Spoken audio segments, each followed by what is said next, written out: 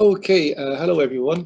My name is Mahon Murphy. I'm a historian based at Kyoto University in Japan, and I'm working on the internment, well, I was working on the internment of German colonial settlers captured in the overseas colonies during the First World War. My book, published with Cambridge, deals with, it's called Colonial Captivity During the First World War. It deals with the internment of German colonial settlers in the colonies in Africa and Asia, in countries such as Cameroon, Namibia, Togo, Tanganyika, and in concessions such as Qingdao in China, which I'm going to discuss today. As well as looking at the German colonies, I'm also working now with a bunch of historians here in Kyoto. I'm looking at the treatment of prisoners of war from the East Asian perspective, which is basically a project with me and a couple of other colleagues. We're looking at the treatment of prisoners of war in East Asia, mainly by the Japanese, from the Meiji Restoration era until the end of the Second World War, so from 1868 until 1945 or so.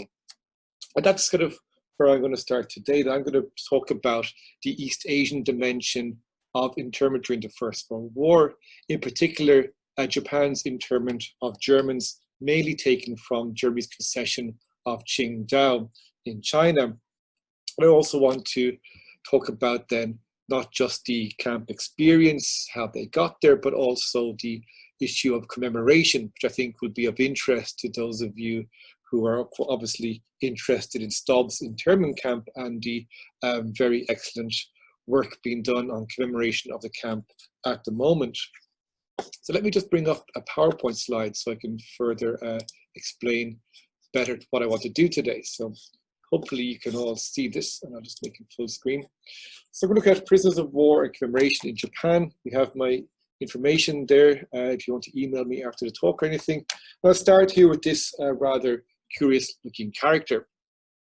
This is as of course in Japan, everything has to have a mascot, and this is the mascot based off the popular, not very popular movie, but the movie nonetheless that was released in 2006 called Baritone no Gakuen, which was a movie that discussed the internment of German prisoners of war in Bando internment camp in Shikoku during the First World War. This little character is made up of, he's a representation of the camp commander, Matsue Toyohisa. His head, of course, is a sudachi fruit, which is the local citrus fruit grown in the Shikoku region. And if you go to Shikoku, you see a lot of their local area items are personified by this fruit. So the prison camp would be no different.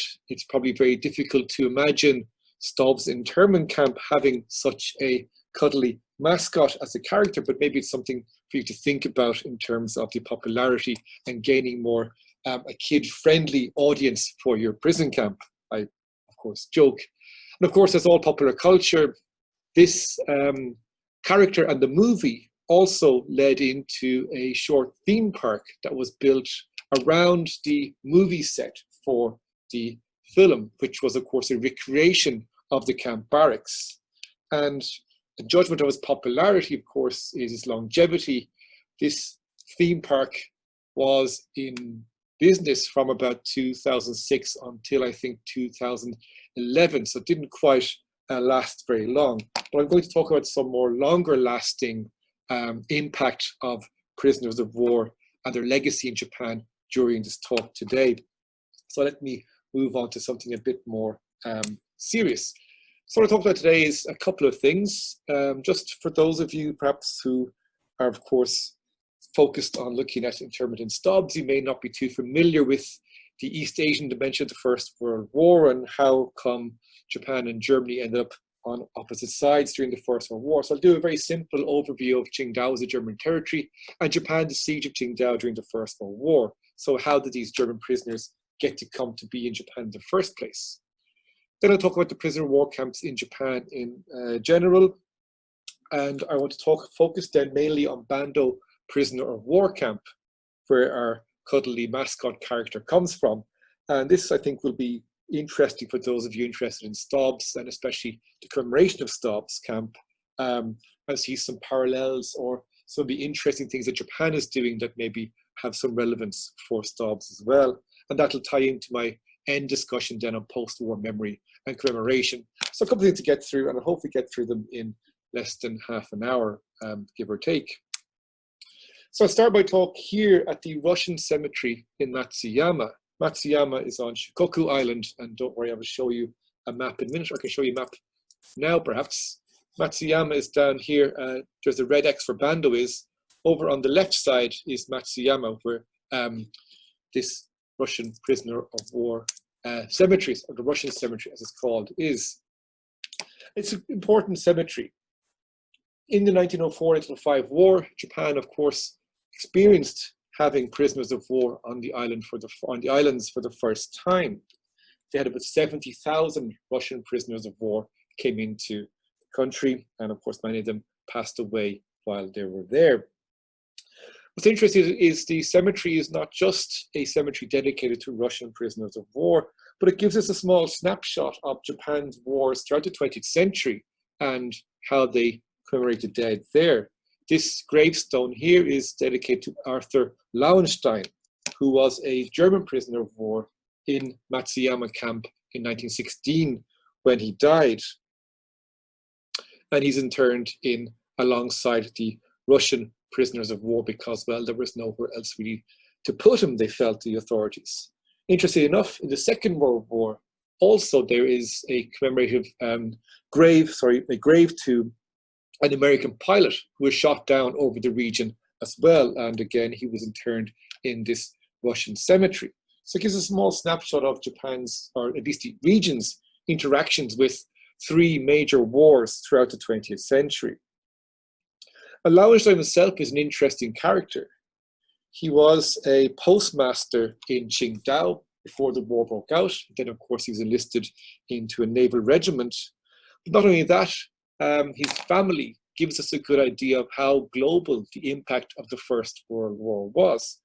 Originally from Hamburg, so obviously he may have had an inclination to go to sea, but likewise, his brothers as well all left their hometown of Hamburg to go to various parts of the world. And during the First World War, Lauenstein, of course, ended up passing away in Japan. One of his other brothers ended up interned in Malta, and another of his brothers was fighting in Tanganyika to defend the German territory in East Africa. This gives us a small snapshot of one German family of how global the war reached. I think it's a good starting point to get us thinking about the First World War and its global outreach or global impact. So from the Russian cemetery, then I'm going to move through then a quick history of Qingdao, Japan, the First World War, and get back into the camps.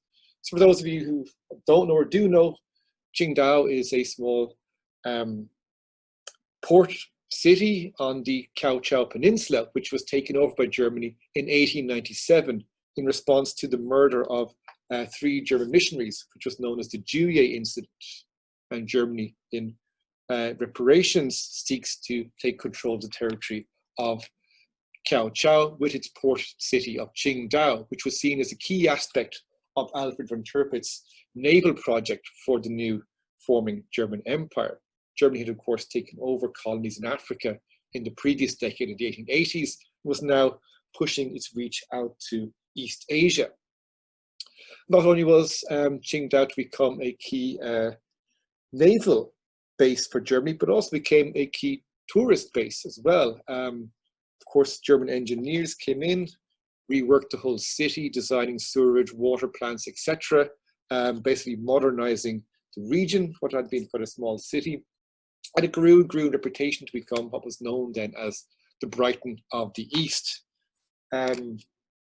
before its takeover by Japan in the First World War. What's interesting then is this, how the Chinese government now is reappropriating or reassessing their own commemoration of their time as being under a German regime. And it's grown into quite a popular Chinese tourist spot now, based on this kind of colonial kitsch architecture, which is very much represented here in the former governor's residence of Qingdao, which is a mixed mass of German style architecture with Chinese red roofs, etc., has now become currently a popular Chinese tourist spot and selling itself on its legacy of being the former German colony. Of course, Japan was not interested in Qingdao as a tourist spot when the First World War broke out, but more the strategic position of its deep water port and access to the Chinese mainland. The First World War breaks out, end of July 1914. Japan hesitates slightly, but then declares war on 23rd of August alongside its ally, Britain. Japan, of course, has signed the Anglo-Japanese alliance in 1902, which had been renewed again in 1907. And Japan had also amended its disagreements with Russia in 1909 as well, especially after the Russo-Japanese War, and Japan was firmly on the side of the Allies. Japan was not too interested in sending troops to Europe, and indeed never sent any ground troops to Europe, although it did send its navy towards the later stages of the war to patrol the Mediterranean. But what Japan quickly wanted to do when it declared war was to take over German territory, especially German territory in China, namely Qingdao and the Shandong Peninsula. Japan also took over some of the German islands in the Pacific, but they were mainly interested in the strategic point of Qingdao. It would bring Japan's influence further into the Chinese mainland, and of course, during the war in 1915, the Japanese government would issue the infamous 21 demands to the Chinese government, demanding more Japanese rights in the building of railway infrastructure, Japan's own right to bring a police force into the country, etc., etc., which I don't really have time to go into in this talk. But Qingdao was seen as a strategic foothold for Japan, and pushing the Germans out was the first step to it. They moved towards Qingdao in October 1914 in a combined force with the British, but mainly made up of Japanese soldiers and led by the Japanese as well. This is one of the first times the British army is led by a foreign army, the Japanese. And after a 2-week siege, the Japanese forced surrender of the Germans on the 7th of November 1914. This puts Japan firmly in control of Qingdao, and also firmly in control of around 4,940 is the latest number I have from some of the most recent research, 4,940 prisoners of war. Just to give you an idea of where we're talking about here, here is Japan, and here is Qingdao over here in brown, and here, of course, are the rest of the German territory. So this is a snapshot of the makeup of East Asia during the First World War. But so once Japan is successful, they now have to deal with the 4,940 prisoners of war. Around 140 or so of them end up in British hands, being sent to Hong Kong or to Australia. The famous German flying ace Gunther von Plüschow, for example, is one of those who ends up in British internment rather than Japanese internment, and he successfully manages to escape and get back to Germany. But we're more interested in what the Japanese took, or who the Japanese took. They took around 4,800 prisoners of war from Qingdao, and they placed them in around 12 camps across the country. And the camp I want to focus on today is Bando Camp, which, of course, as you see from the PowerPoint here, was established in April 1917. It's marked in red on the map. So how come this camp is built so late on in the war? I want to discuss that when I discuss the makeup of camps. But just to give you an idea of where the camps are distributed around the country, apologies for the Japanese language only map. It took me a long time to find a reference that I could use that wasn't copyrighted, but here is a map showing then the major locations across Japan. Here is Tokyo here, so for reference, Osaka down here, and Hiroshima over here, just for those of you who may be familiar with those areas. But we're going to focus on this island, Shikoku, and the red X marks the spot of Bando Camp. So the camps in Japan were recycled from the Russo-Japanese War. And as I discussed at the beginning, there was about 70,000 prisoners of war taken during the Russo-Japanese War. And they were kept in makeshift accommodations. The war did not last very long, the Russo-Japanese War, so there was not much time to really, for the camps to develop, or for the need for the camps to develop. And they usually took the form of, like for example, this picture here of temple grounds. This is one of the 3 temples used in Matsuyama on Shikoku Island, which was eventually amalgamated into Bando Camp. This is one of the temples used initially that housed Russo-Japanese War prisoners of war, but also housed in German prisoners of war during the First World War as well. I visited this temple 2 years ago. And this is usually what happens when prisoners of war come in first. They're held in, as across the world, they're held in rather temporary accommodation. So in Japan, it was mainly temples, but also other public spaces. Some cases there were already pre-existing army barracks that could be recycled, such as in Kyushu. But in Shikoku was mainly, for example, temples such as this. And of course, the lengthy stay leads to the creation of more permanent structures, such as Bando. The war drags on, as we all know, does not finish quickly, does not end in victory by Christmas 1914, and continues on. And therefore the camps themselves develop and expand. And Bando is the key camp here, where we're seeing about more than 1/5 of the prisoner of war population in Japan being held in Bando when it opens, or after it opens, in April 1917.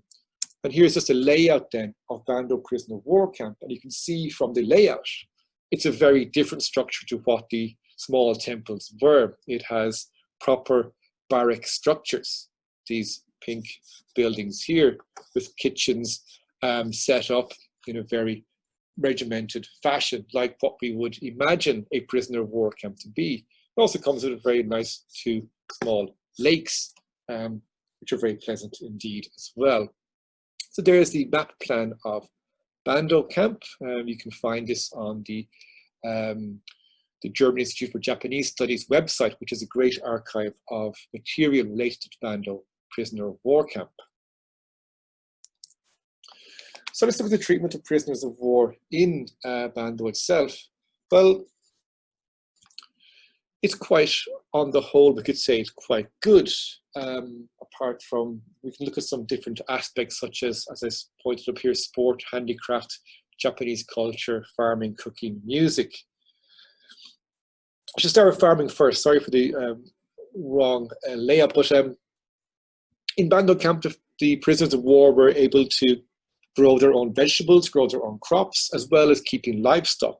They kept cows for making milk, butter, and cheese, and even opened, along with the help of the locals, a creamery, which housed around 20 to 30 cattle to serve the prison population with cheese and other dairy products. They also introduced pigs into their diet as well, pork into their diet through farming pigs.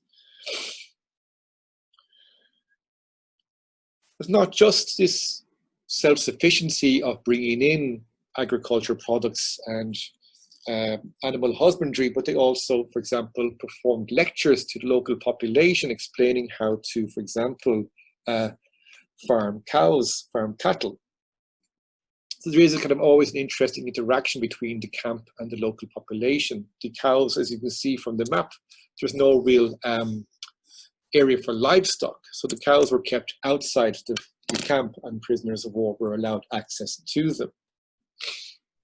Sport was the main kind of pastime, as in most prisoner of war camps, indeed, as a lot of people who study prisoner of war camps, and indeed Stobs camp as well, shows sport is something that keeps the prisoners active and interested. And the favorite sport there in Bando was, of course, gymnastics. There was plenty of room to build sports grounds, and these sports grounds not just became, again, like with the farming, not just something to keep the prisoners occupied, but also became an exhibition space, an advertisement for German culture, especially focused around the physique. And prisoners were able to create an interest from the local population through this, with observers from local schools, for example, coming to watch these gymnastic displays and hoping to introduce them into their school curriculums. This kind of display of culture was not just all one way. The prisoners themselves took a keen interest in Japanese culture as well.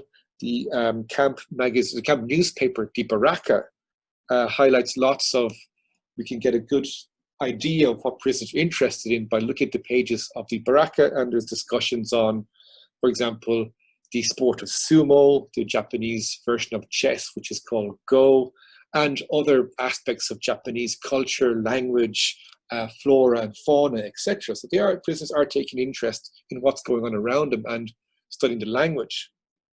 But in the main, it's mainly an exhibition space. A lot of ways the camp is a way to show off German culture. And I know more was this true when the prisoners in late 1918 held an exhibition at the camp, an exhibition of German art and handicrafts. This was a 12-day event, ran for almost 2 weeks, and it gave the locals, not just the locals, people came from quite a way away to go see this exhibition.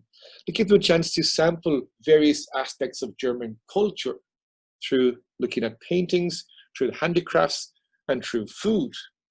And food was one of the most important aspects of this exhibition. It was the first time for many Japanese people, for example, to try out German delicacies such as cured bacon, and of course to drink German beer. And this was kind of a trip then into a foreign world for these Japanese visitors to the camp. And indeed, so popular was it. Over the 12 days, it's estimated around 45,000 people visited the camp to see this exhibition of German culture. However, this would not be the biggest cultural legacy left by the camp.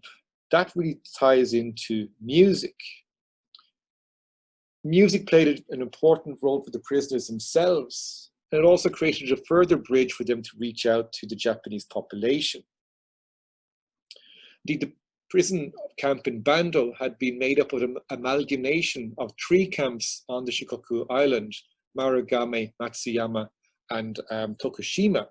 Each of those camps had their pre-existing camp orchestra.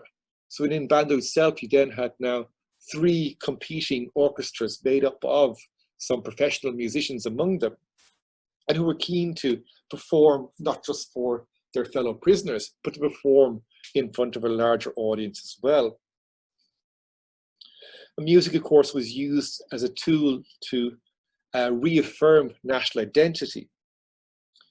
The performances the orchestras organized mainly had a commemorative function and helped, of course, the prisoners to reaffirm their connections with home, marking the anniversary of the Battle of Tannenberg, for example, or, of course, celebrations to go hand in hand with the Kaiser Wilhelm II's birthday.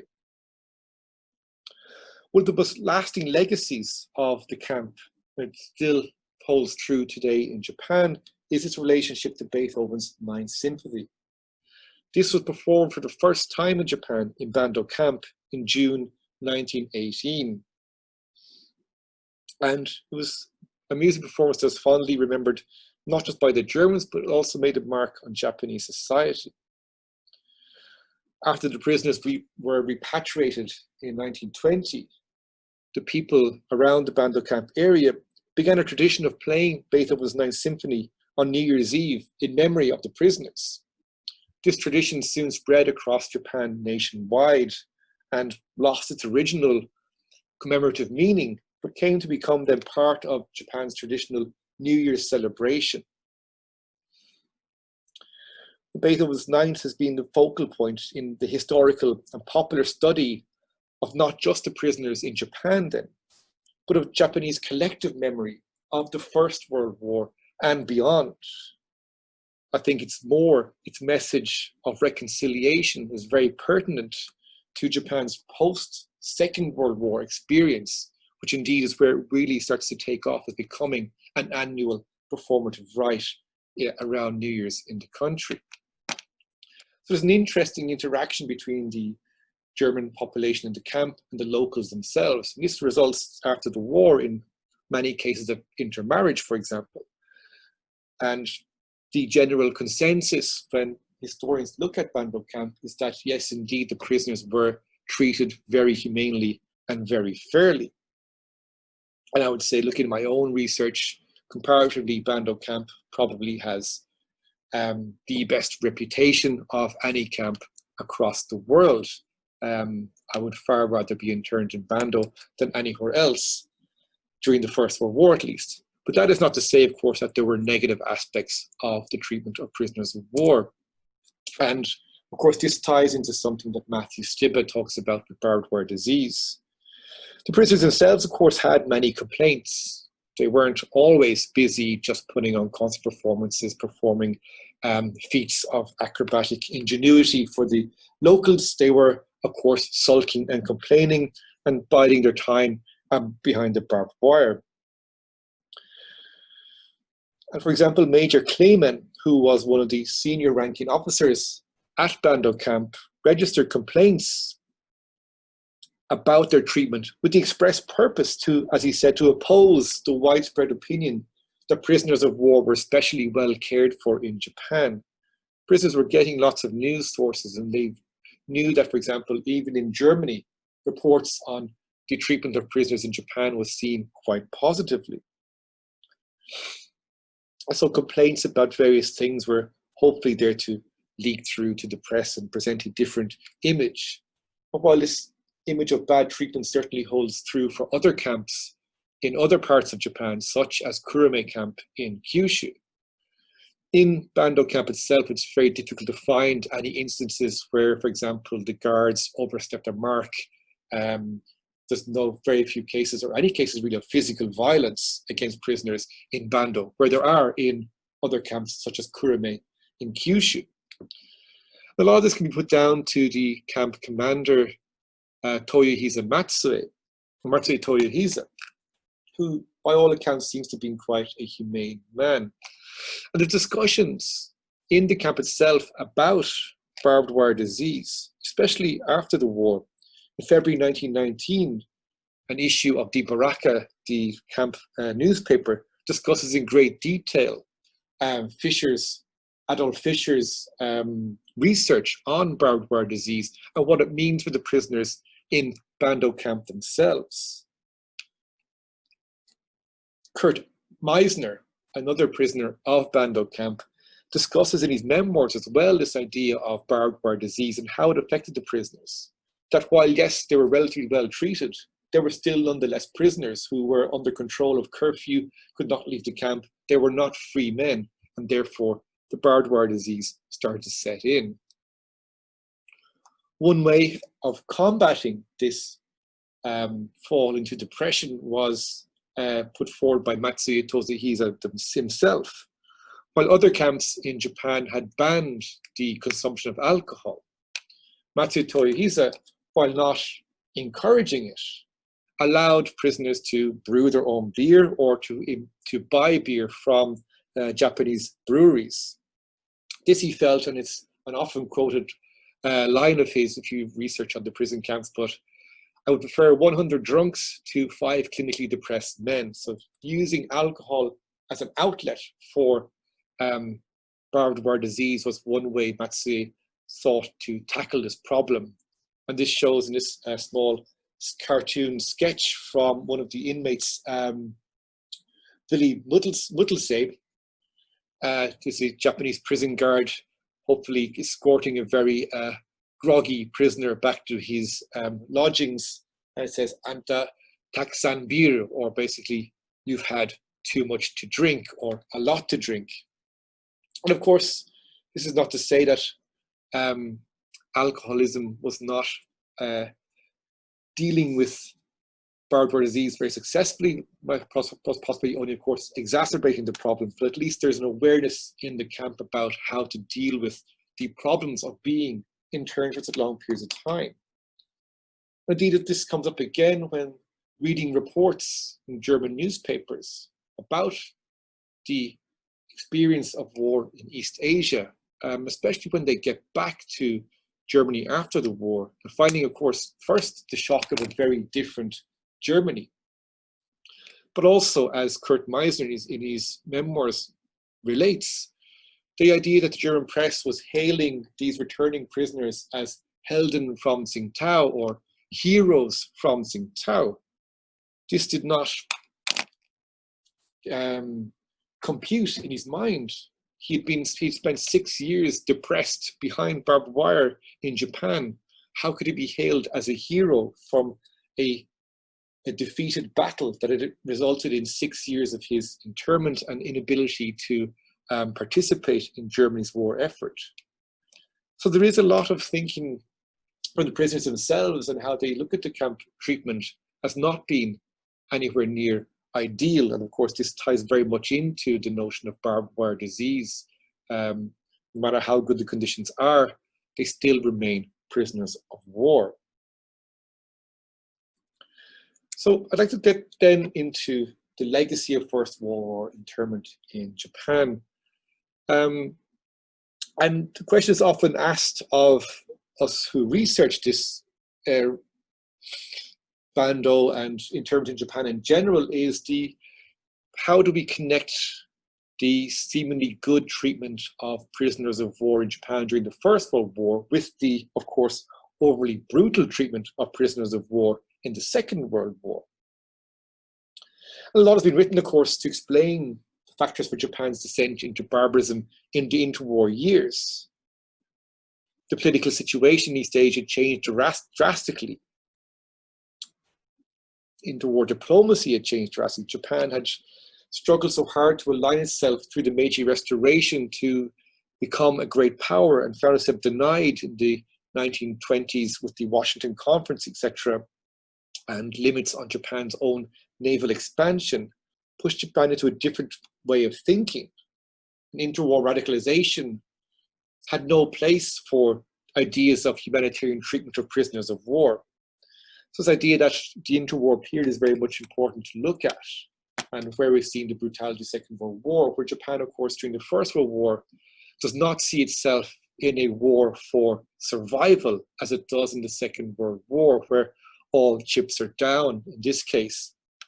But an important fact is often overlooked as well is when we're looking at the legacy of First World War internment in Japan and the German prisoner of war experience, we're looking in the wrong place for connections. I see the German prison war experience as something very different to what's happening even in Japan during the time, and to maybe see a more developmental path from brutality to brutality in the Second World War. One is to look at the Siberian intervention. The Siberian intervention happens in 1918 when Japan, allied with the United States, decide to intervene in Siberia, i.e. move troops into Siberia to shore up potentially the collapse of the Eastern Front, and again to reopen hopefully a two-front war to support the White Russians, and also to hopefully then relieve and receive the famous Czech Legion who were making their way across Eastern Russia to get back hopefully to France to fight on the Western Front. In this war then, Japan sees it's very much self fighting a new enemy, the Bolsheviks. And this is not seen by Japan as a legitimate war as the First World War against Germany was. Siberian intervention does not result in Japan, for example, bringing any prisoners of war to the mainland itself. The fear of Bolshevik communist contagion is too strong for Japanese government to bring prisoners into the country. These are not seen as the Beethoven's Ninth Allah mentioned Verden Bruder. These are a different type of prisoner of war, and they're treated very much differently to the prisoners of war, the German prisoners of war in Japan and the mainland itself. And indeed, a lot of research needs to be done on the Siberian intervention and Japan's prison camps there. There's still a lot of holes left in our research, but that's one important aspect to think about when we're thinking about the connections between the First and Second World War. And the second factor is, of course, the nature of camp commanders. As we saw in Bando camp with Matsuya Toyohisa, we had a very benevolent camp commander who ended up becoming his own manga character, as we saw at the very start of this lecture. Other camp commanders were not quite so similar. And again, I'll bring up the example of Kyushu Kurume camp, where sport was very much regulated, daily exercise was very much regulated, alcohol was not allowed. There was a very strict regime run in Kurume camp, and resulted, of course, in more escape attempts, more depression, and more brutalized treatment of prisoners of war in the camp itself. We can fast forward this to the Second World War as well. If we look, for example, in Singapore and the example of Changi internment camp, which by all accounts, because of its camp commander, in some ways had a better treatment of prisoners of war than other camps in Japan. So this picture here, by the way, is a recreation of the front gate of Bando camp. It's on the exact site where Bando camp used to be, which is now a public park. This side explains that this is Bando prisoner of war camp, the remains of Bando prisoner of war camp. And this explains that this is the first place in Japan where Beethoven's Ninth Symphony was performed. So this is bringing us more into the post-war legacy then of internment in Japan during the First World War. And here is this beautiful museum in Shikoku, not too far removed from the original site of the Bando camp, which I said is now a park dedicated to prisoners of war in Japan. This was opened up in 1972 with a new memorial as well to not just those who died in Bando, but all those Germans who died, or Germans and Austro-Hungarians, I say, who died during internment in Japan during the First World War. There's a memorial built on the original grounds of Bando camp, and this museum was then also opened in tandem with it. And in the 1990s, the museum was once again rebuilt into its current state, as what you're looking at here, which is modeled on the town hall of Lüneburg, which is the sister city of Naruto, the city where Bando is in. And as you can see, the restaurant here at the front is a recreation of a barrack. So you can have your lunch in one of the prison-style barracks. And apart from being, of course, a museum with various exhibits and a tourist attraction in its own right, it also houses an important research center, which is now thanks to researchers such as Takuma Melba, who's based at Heidelberg University, focusing on digitizing archives for the prisoner of war experience and giving us then a more scholarly commemoration of the prisoner of war experience, along with this very interesting museum and commemorative site. Indeed, the museum is now pushing to have Bando, especially the memorial stone as pictured here, recognized as a UNESCO World Heritage Site. And I don't hold out much confidence that it will get recognized as a UNESCO Heritage Site. It's far too much of a perhaps minor area for such grandiose recognition. But at the same time, it shows the ambition of those who are working there for how they want to push forward with their commemoration.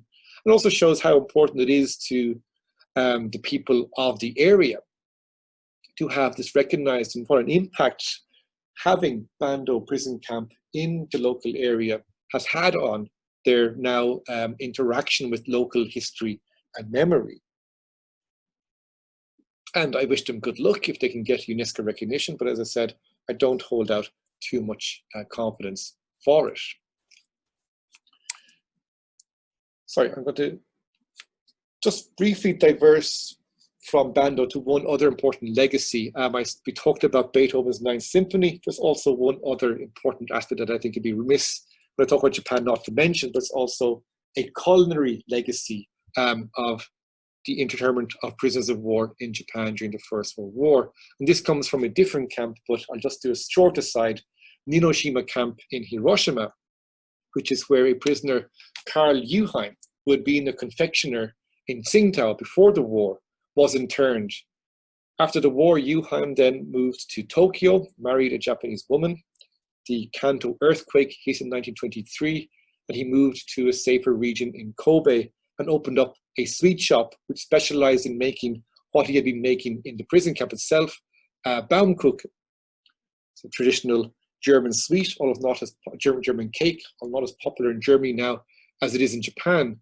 Baumkuchen has become one of the most staple sweet treats in Japan, and you can buy them across the country in almost all convenience stores. That's just a short aside.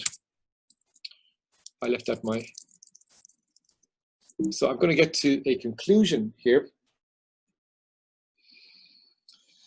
So to sum up, prisoner of war treatment in Japan, I think, fits into a different narrative from the development of extremism in Japan to the Second World War, and that we can hopefully agree on, I think.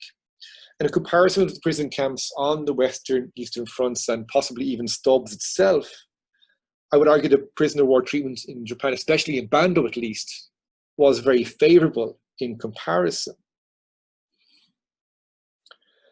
However, also this short, well, not short, but 6 years internment left a long-term legacy in Japanese popular memory.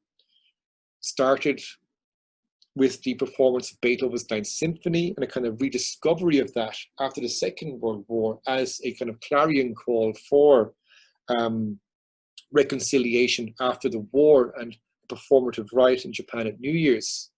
It worked its way through then to, for example, commemorative theme parks with this Matsuye Toyohisa being immortalized as a citrus fruit mascot, into other areas, more scholarly, of course, digitized archives, various commemoration events and talks, and a good scholarly industry.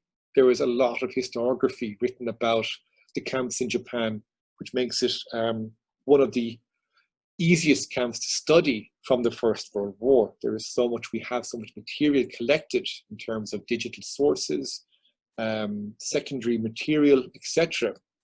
The prison camp in Japan really is, especially Bando, is not just a model camp during the First World War. I think it's a model camp in how we can look at commemorating the prisoner of war experience during the First World War as well. I'm going to stop my PowerPoint there and just to finish up and thank you for listening to my short, maybe perhaps longer than it should have been, lecture about prisoner of war camps in Japan.